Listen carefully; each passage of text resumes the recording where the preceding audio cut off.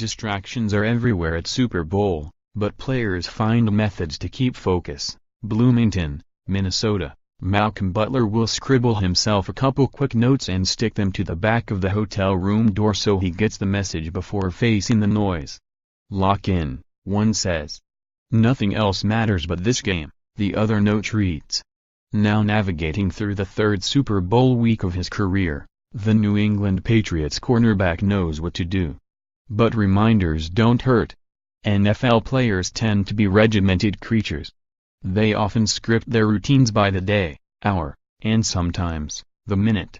Meals, workouts, meetings, practices, treatment sessions, rest periods all unfold with purpose, and sticking to that program helps ensure optimal performance and success.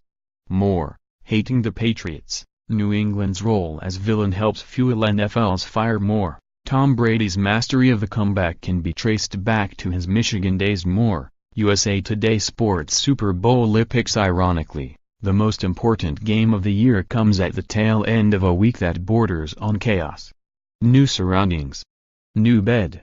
New time zone. Makeshift team headquarters. New meeting rooms. New practice facility.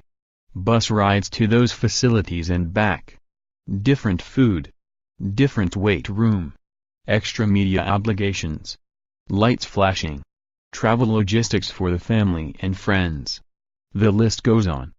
Dealing with the extracurriculars reinforces that preparation for the Super Bowl has both a mental and physical element. Your mind will be racing 100 miles per hour about a lot of things, Butler said.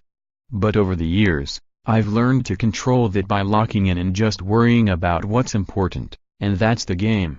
Nothing else can come between your preparation. You have to handle all the other stuff, or let someone else handle that so you can have nothing but a clean mind and focus on the game. Every Super Bowl city features plenty of distractions. This week, player hotels are connected to the Mall of America, which offers a slew of shopping, eating and entertainment options. Although they'll feel tugs from all directions during this experience of a lifetime, the New England Patriots and their Philadelphia Eagles counterparts aim for balance. There's no way to prepare, even if you've been for a Super Bowl, but there's no way to prepare for this week, said Eagles defensive end Chris Long, who won a title with New England last year. That's been the hardest part, the week. At the end of the day, number one thing is getting your sleep, getting your rest. You didn't come here to do anything but try to win a football game. The mall is cool, but you can't always come back to the Mall of America. Spencer's will still be there, and the roller coaster will still be there, although I kind of want to get on that roller coaster. But otherwise, I'm just going to stay in the hotel. Both coaching staffs do their best to help maintain a sense of normalcy. Bill Belichick and the Patriots have been through this 7 previous times. Now in their 3rd Super Bowl in 4 seasons, many of their players have experience in this area as well. Eagles coach Doug Peterson went through this kind of setup 20 years ago as Brett Favre's backup in Super Bowl 31. He, too, has tried to schedule meetings and practices just like he did all season long. But he also has tried to prep his players for the changes they'll encounter on game day. On Wednesday, Peterson had the Eagles take a 30-minute break to simulate the longer-than-usual halftime break that Sunday's game will feature. The way we set the schedule up with meetings and practice and everything, we try to keep them away from as many of the distractions as possible, Peterson said. There are a lot of things and people that can pull you away from doing your job and preparing. But that's the week. Even last week, we tried to give the guys a glimpse of what this week is like and how to prepare, and put things to the side and focus on the task. Players, however, have to take responsibility for their days and nights once practice and meetings conclude. Time management is big, special teams standout Matthew Slater said.